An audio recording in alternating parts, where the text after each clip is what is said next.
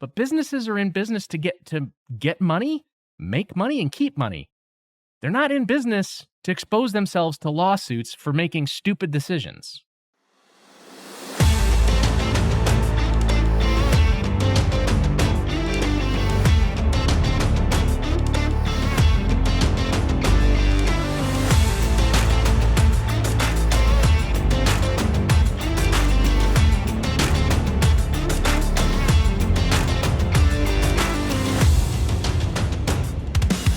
Welcome to the TCO Method, the only show focused on helping you massively increase your net operating income. I am Andy McQuade. Thank you so much for tuning in to today's episode. I'm going to apologize. It's been a while since I've done a solo show. I had to get paid. I'm sorry. I need to do work and make money. So solo shows went on hold for a little while. It is what it is. I'm making time. I'm trying to be good. I'm working with some marketing people who are like, you need to start doing it again. So here we are.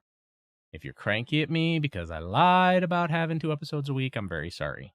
I probably won't be doing 2 episodes a week regularly, but I am going to be doing more guest podcasts where I have more speakers come on and talk about what they do to help people save money, or in their operations, what do they do to save themselves money, which is sort of more relevant. And I'm going to continue making sure that the people I bring on are actually experts in their space and that they're not looking to just get the name out there so they can raise capital and suck you into a syndication. On with the show. Today, I had an interesting conversation. Well, maybe it was a couple days ago. I had an interesting conversation with somebody who just decided to reiterate a bunch of the crap that everybody and their brother goes out and says. And it's not necessarily completely untrue or unfounded, but there's a lot of people out there who repeat things without actually knowing what they're talking about, okay? And it's been a little weird over the last couple of years, getting out of COVID and seeing supply chains kind of spring back to where they're supposed to be, a little bit of normalization in pricing. Here's what I want to talk about. No, there is no difference in product quality for certain things, not all things, certain things, buying them at a box store or buying them from a mom and pop distributor. Okay? I'm waiting.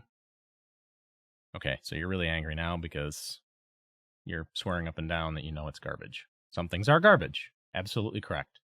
There are some things you just don't buy at a Home Depot, Lowe's, or Menards. So if it's a private label product, right, like a Cobalt from Lowe's or Hampton Bay or Home Decorators Collection or Husky from Home Depot, those are their private label brands. They literally partner with, in some cases, no-name Chinese companies to have their product produced. Rigid is a Home Depot brand made by the TTI Group. TTI Group makes Ryobi. Not exactly the most ringing endorsement, but you know what else TTI Group owns? Milwaukee. Are you going to argue that Milwaukee is a crap product because they happen to also own Ryobi and Rigid? Like, Rigid's had their share of really good tools and really crappy tools, but it's a budget semi-pro product, so take that for what it's worth. Milwaukee in Home Depot is the same Milwaukee at a mom and pop supply house. If you want to know why their combo kits are cheaper, it's the same reason the combo kits from Makita and DeWalt and anybody else in a box store is cheaper. It's the same tool, the same guts. So you buy a drill kit from Home Depot, you buy a drill kit from a mom and pop. The tool number is exactly the same. The model number is identical on the actual tool itself. The kit number may be different when you buy the box. The tool number is exactly the same. Has the same warranty, has the same service. Okay? The difference is in the batteries for all those tools. So you buy a DeWalt combo kit that comes with 2 drills and 2 batteries, or 2 drills and a reciprocating saw and 2 batteries and a charger, or whatever. It doesn't matter. Same thing with Milwaukee. They put a lower grade, lower end battery in there that costs them way less and that will, quite frankly, suck performance-wise. What's the solution? Buy the cheaper combo kit and then buy good batteries. This isn't really rocket science, okay, people? They're not putting plastic gears inside the DeWalt drill just because it's being sold in Home Depot. Do you realize the scale of these companies and the billions of dollars that they spend on R&D, product development, product quality, all the other stuff that goes into running their business? Do you think that they would expose themselves to potential class action lawsuits and all this other stuff because Home Depot said, we really want you to put crappy plastic gears in this? No. That's why they have Ryobi, people. It's not a different drill. It's a different battery. That's why corded kits and corded power tools at Home Depot and Lowe's are almost the exact same price as they are at the mom and pop supply house, because they're not producing them to be pieces of crap, because they don't want to replace them for free or be subject to lawsuits when they go sideways. It takes a little common sense to put this together. If you don't work in the industry, you've never worked in the industry, maybe you don't know, but businesses are in business to get money, make money, and keep money. They're not in business to expose themselves to lawsuits for making stupid decisions. Okay? So the next time you hear somebody say, oh, a combo kit at Home Depot is a piece of crap. No. It's the same as every other tool. The batteries are a piece of crap. I'm going to say the exact same thing about their paint. Okay? I heard a guy who's extremely famous, who does conferences all over the country, who's been in business coaching landlords and property managers literally for 2 decades plus. Maybe 3, maybe since the 90s. Okay? And this guy got up on stage and looked out at the audience and said, don't buy your paint at Walmart. He didn't have an accent like that. I'm using it to mask who he really is. Don't buy your paint at Walmart. It's all factory seconds. No, it's not. It's not factory seconds. I don't know why you're so dumb to think that that's the case. You want to go to Home Depot, Lowe's, Walmart, Sherwin-Williams, buy their mist tints? That's kind of factory seconds, yeah, but no. There are no factory seconds on the shelf in a retailer anywhere in America. Do you know why? Because they don't want to get sued when the product doesn't work the way it's supposed to work. You find factory seconds at like a Mr. Seconds, right? Or a Ollie's or whatever. Any of those places that literally go to manufacturers and say, hey, can we buy all your junk, please? Those guys, they have factory seconds because they advertise that they have factory seconds, and a lawsuit's never going to stand up in their case. The cheap, crappy paint at Walmart is literally cheap, crappy paint made on purpose to be cheap and crappy. It's not like accidental. It is made by PPG, Glidden, whoever, to be a crappy paint. And so it's going to perform poorly. But it's cheap. Okay? That's the only thing. There is no factory seconds. There is no, hey, we're going to make all this stuff and expose ourselves to lawsuits because we just like to light money on fire. No, it is a business.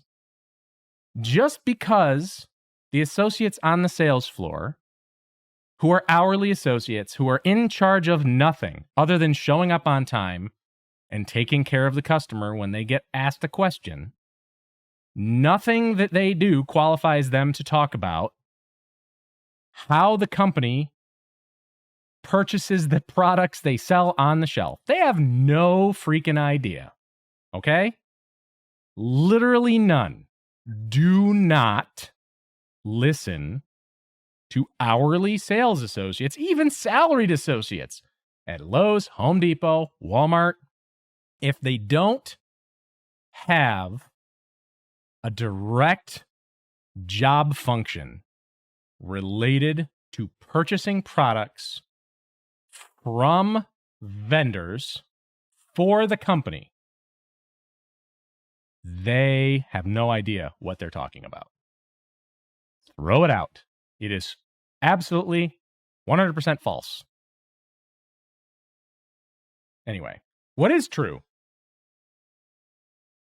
Faucets at Home Depot, Lowe's, Menards, they're so cheap compared to the real Deltas and the real Moens and the real insert brand X, Y, or Z. Like, a lot of these companies now are owned by these huge conglomerates, right? Like Fortune Brands, Master Brands, whatever. So a lot of them use their, exclusive relationships that they have with Home Depot or Lowe's, and Lowe's will say, well, we want to pick these 15 items and we want them to be looking exactly the same as the ones you sell in your, showrooms and supply houses like Ferguson or whatever. But we want them to be half the price or less. And we're not talking about like the Glacier Bay, cheap Home Depot stuff. We're not talking about Hampton Bay. We're not talking about Project Source, right? We know those are Chinese cheapo knockoff brands with plastic guts and internals that fail after a certain number of years. And it's actually probably cheaper just to throw the whole thing away than try to actually repair it. But the Deltas and the Moens and whatever of the world will produce product for Home Depot and Lowe's that does not have the same quality of components. They won't use brass castings. They won't use real solid stainless steel. They'll plate it. They'll use plastic where it would be metal. They'll use cheap plastic ball valves or cheap gate valves in their faucets and shower and tub kits instead of quarter-turn ceramic. All these things are why the components are different. The outside might look the same. Home Depot versus brand, company XYZ. That's a small mom and pop or a big distributor like Ferguson. The quality of the guts are different. So in that one instance, absolutely correct that there are cheaper parts and pieces put into their plumbing stuff. But not on the toilets. Okay? So like an American Standard toilet at Home Depot is the same as the American Standard toilet at Ferguson. A Kohler toilet at Depot is the same as the Kohler toilet at Ferguson. There's no difference in the toilets. We're just talking shower heads, faucets, that kind of stuff. The whole private label thing that I mentioned earlier, the, Hampton Bay, Husky, Cobalt, blah, blah, blah, all that private label crap. They go to third-party factories in China. They go to other big manufacturers like Fortune Brands, and they say, hey, we want to have our brand on your product. We want it to be this. And they could give specs and whatever. So like when you see the vanity sales and the cabinetry from Hampton Bay at Home Depot, Lowe's, whatever it is, all that private label stuff, they're going to China and they're saying, we want cabinets built this way, but they need to hit this price point. And we want this many of them. And they'll buy them by the dozens of container loads. So they're not necessarily the highest quality products out there. They have a place, right? Every product that's sold in one of those stores wouldn't be in that store if it didn't have a place somewhere in the ecosystem, right? You just have to make sure that you know what you're getting into when you go to buy it. That's it. That's all there is to it. You want to talk about kitchens at Home Depot? Don't listen to people who are telling you that the kitchens at Home Depot, the cabinetry, the special order cabinetry from Craftmade or Aristocraft or whoever it is, Home Depot, Lowe's, whatever, is different than the cabinetry that they buy from the mom and pop supplier that buys it direct from Craftmade, Kitchen, Aristocraft, whoever it may be. They're literally identical, come off the same lines, come off the same factory floor, come out of the same warehouses. Home Depot the way their supply chain works, they buy stuff, and this is true for Lowe's, this is true for Menards. They buy stuff on negotiated contracts based on their whole company volume. So you're talking about somewhere between 1,000 and 2,000 stores across the United States, all tapping purchases and combining their purchasing power from these manufacturers.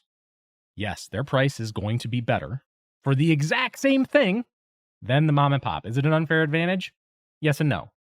Because the service level, the resolution to problems when they happen, the quality of the kitchen designers, the amount of support and resources from the manufacturer to the store is night and day different. The mom and pop pays more. They get a way higher level of service. They get a way faster resolution time to problems when they happen. Okay? So it's 6 of one, half a dozen of another. Home Depot, stack it high and watch it fly. Mom and pop, I want this to go right the first time and not have to deal with it. That's the difference in thought. Now, the Home Depot exclusive cabinet brands like Thomasville, that master brand, Thomasville exists in 4 or 5 other brands that are all just private labeled, but they all come off the same lines. They put a different sticker on the box. That's it. There's no exclusivity there. It's a name brand. The colors, panel styles, features and functions, all exactly the same. The only difference is the name on the box. We see that in windows. Silverline windows. Okay? Vinyl window. They're okay. Some of their stuff is better than others. They produce product for 15 different companies saying that it's whatever product, and they put a different sticker at the end of the factory line depending on who bought those windows. So if the windows are going to 84 lumber, there's a big 84 lumber sticker that goes on the window. If the window is supposed to be an Anderson Craftsman series, blah, blah, blah, and this is old. I know that Anderson doesn't own Silverline anymore, but anyway, when it did, they would put an Anderson whatever Craftsman window sticker on it. Like, this is how factories work. They make the same thing over and over and over again because of economies of scale. The more you make of something, the less expensive it is for you to assemble that thing. Okay? That's why custom woodwork, custom cabinetry, custom millwork, all that stuff is so expensive because every time you make something different, you have to reset all the machines to do it.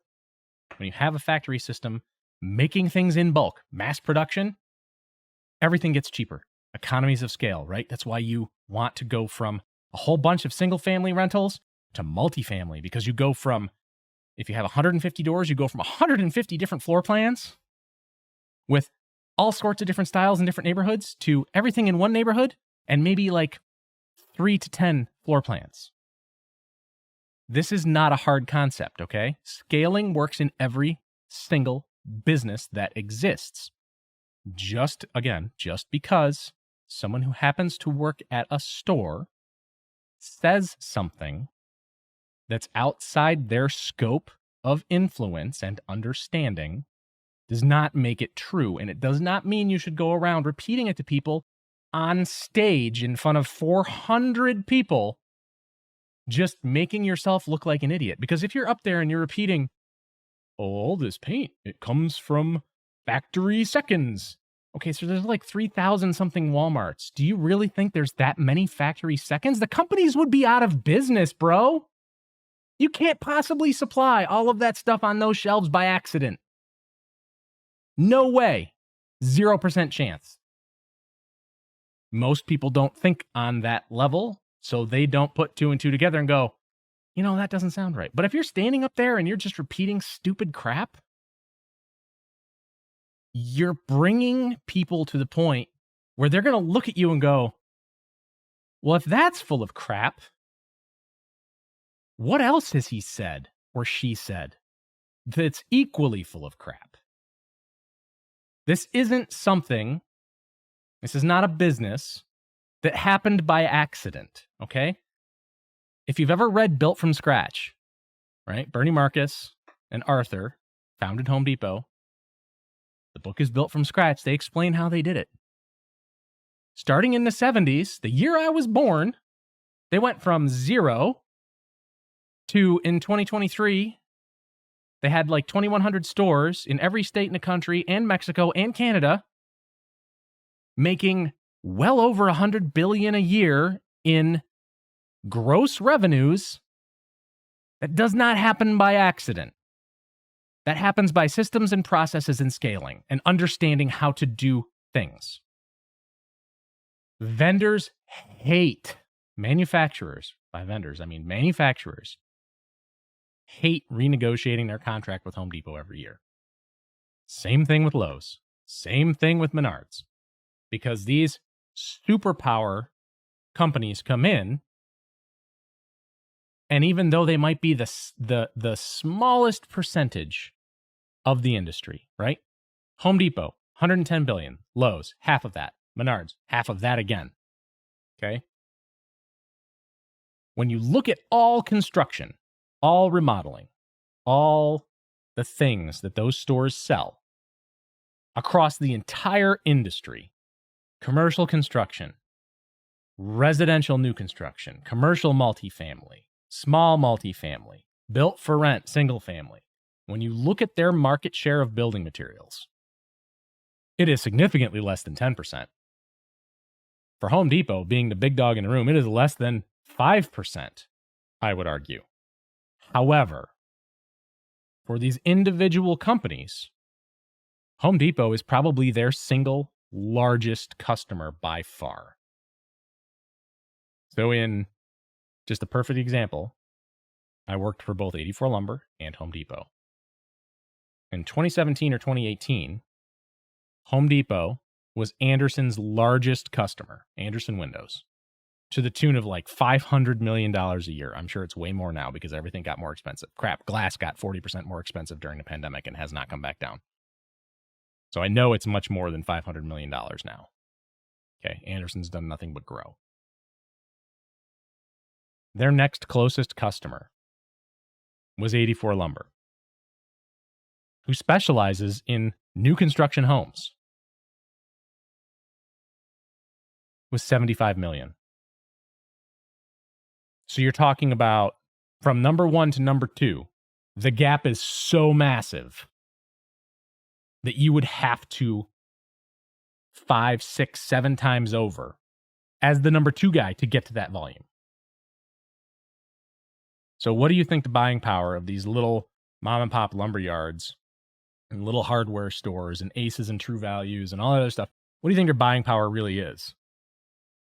Companies hate going to the table with Home Depot because Home Depot is going to put unreasonable expectations, in their opinion, on lead times, product quality, turn times, pricing, rebates, special deals, incentive programs. How much money are you going to give us in advertising comps to increase the amount of feet in the store that we're going to give you for your products? Like, those are conversations that actually happen. And this is all background stuff to just bring to light the fact that people just don't understand the scale or the scope of these businesses. They may have a very small piece, but when it comes to the economy of scale of being that single buyer, that single purchaser, their purchasing power is unequivocal. And it works the same way with Walmart, Target. Like, these are the big players in manufacturing when you're interfacing on a retail wholesale basis, okay?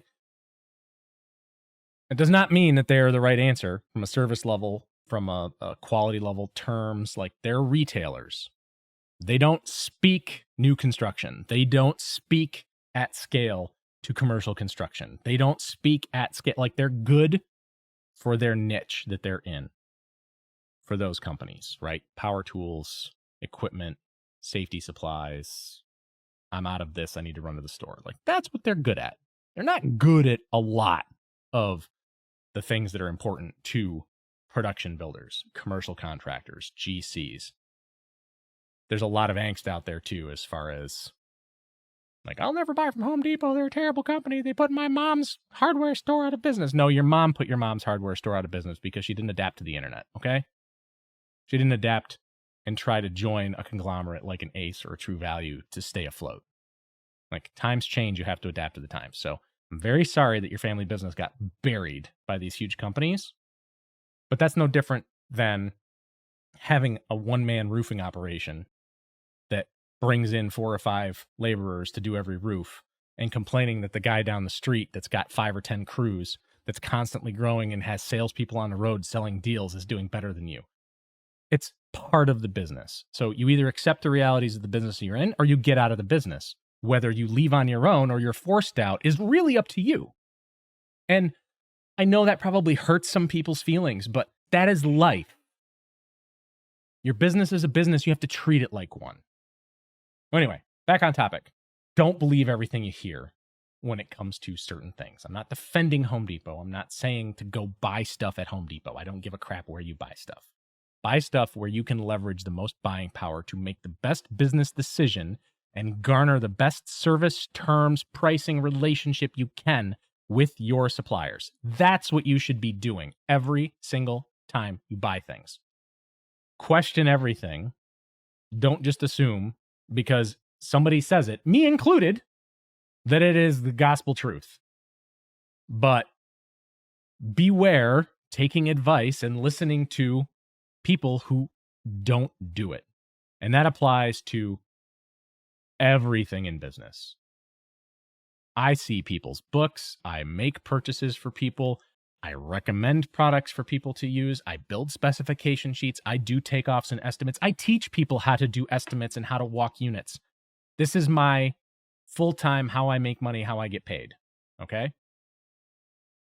Don't assume just because somebody standing at a counter at a store or walking in an aisle at a store says something that it's true. Verify everything, especially if it's coming off of like Reddit or Facebook or, at a real estate investors meeting. Like, what do they do that qualifies them to give the information that they're giving? Is it really what they're doing? What's their background? Like, just because you buy a lot of stuff, and trust me, this is how I get paid. If people knew how to buy stuff, I wouldn't be getting paid, okay? That's the reality. There's a lot more people out there who have no idea how to buy things or how to operate procurement, purchasing, construction project management. Like, there's a ton of people out there doing it who are really bad at it.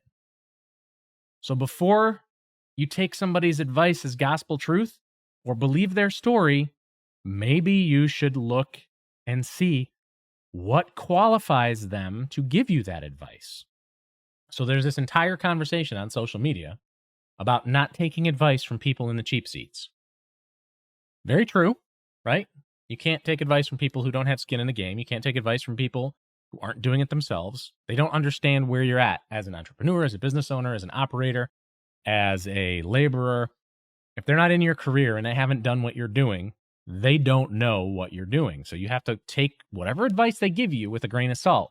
Maybe they're right. Maybe they, for some reason, have this uncanny ability to understand things outside of their personal experience. It is possible, however unlikely. But don't take advice from people when it comes to your business who have not accomplished what you have accomplished or what you want to accomplish. There's a ton of coaches, right? I've had this conversation on the show before.